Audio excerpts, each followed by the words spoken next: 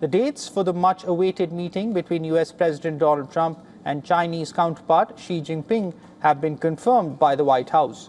Trump will now visit Beijing on May 14th and 15th after an earlier summit was delayed because of the US war against Iran. The China summit, which was expected to occur in late March and early April, comes after about a 6-week gap and would be followed by a reciprocal visit by the Chinese president and his wife to Washington, D.C. at a later date. On Wednesday, Trump made a Truth Social post that said U.S. representatives are finalizing preparations for these historic visits.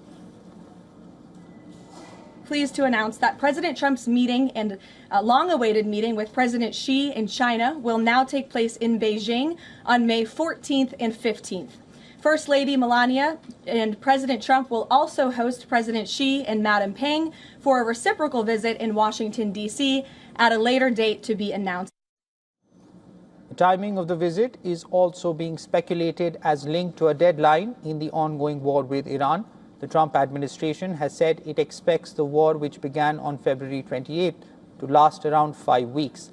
Although some officials have offered varying timelines, in response to a question on the subject, the White House press secretary, Karoline Leavitt, referred to her previous statement.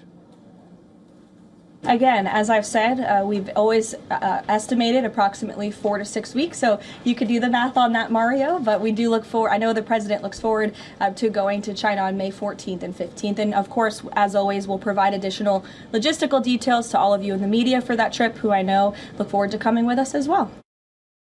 Meanwhile, China's embassy said it had no information to provide on the announcement of the visit.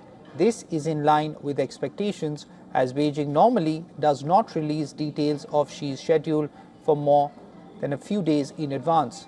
The long scheduled trip coincides with Washington's broader efforts to reset relations in the Asia-Pacific region.